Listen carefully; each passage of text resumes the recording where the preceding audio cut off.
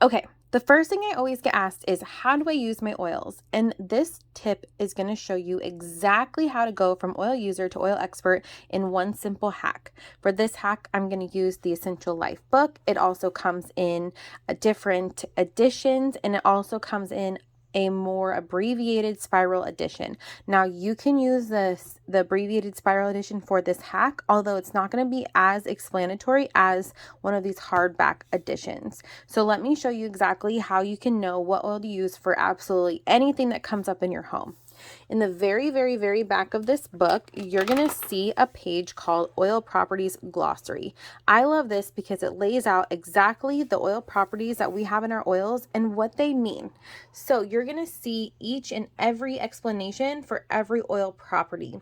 Now, this is really important because you want to know exactly what oil property you're looking for when it comes to deciding what it is that you need for your body or ailment.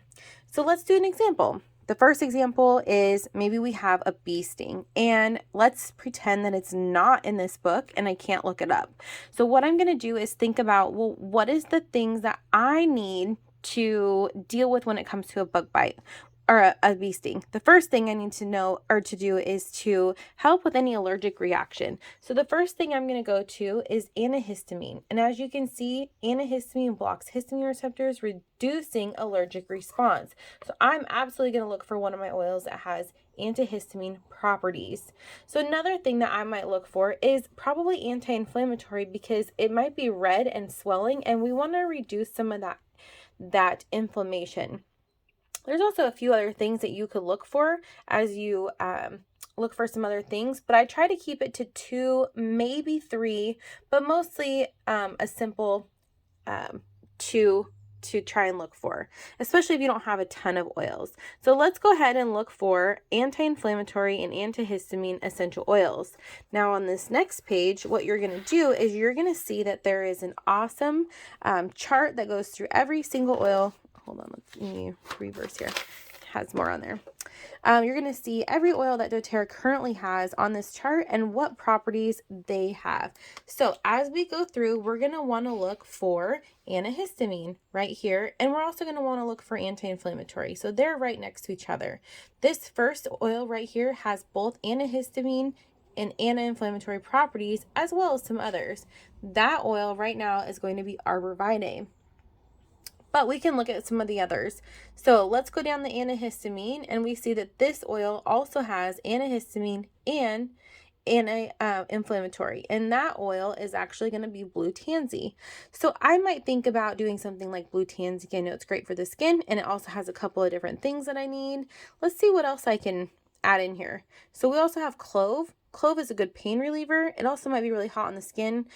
Maybe I'll skip that one. So let's go to the next one. Another awesome one on here is going to be lavender. Lavender is always great for antihistamine and anti-inflammatory. So what I might do in a quick manner is I might grab some lavender, and I might grab some blue tansy. I might put a couple drops in my hand with some coconut oil and rub it right on my bee sting. So that is really cool, because in case you don't have certain oils, you can look for the oils that you do have and what do you have in your arsenal that you can use for your bee sting.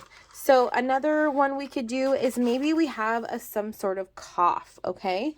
So we have a cough and it seems to be kind of chunky, and we want to go ahead and get some of those that congestion out, okay?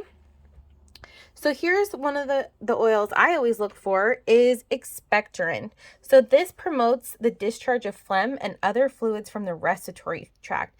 That's something that I'm absolutely want to look for if I'm trying to get this cough over with and cough up those maybe chunkies that you got in your throat. Another one that I'm probably going to look for is probably this mucolytic.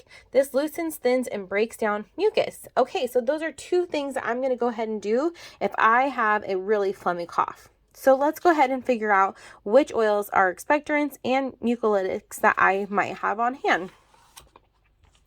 Okay, so here we are. So we are going to look for expectorant.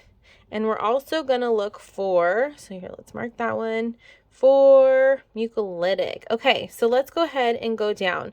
So the second oil is actually basil. So basil has both an expectorant, so it helps break up that mucus and get it out, and then a mucolytic, which loosens that and breaks it down as well. So I might want to think about something with basil. Black spruce also has a couple of those awesome properties. We also have cedar wood. So now you get to see, here are some things that you can try. Now, a tip would be is to go through your oil cabinet and see what essential oils you have and start with those.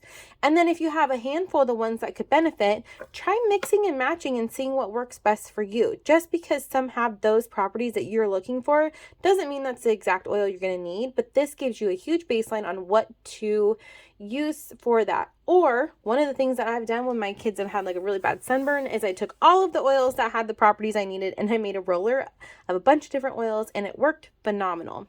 So here's a little tip for you to be able to become an oil expert in just one simple hack. And now you'll know exactly what to use in no matter what comes up in your home or what kind of ailment you have. Hope you enjoy.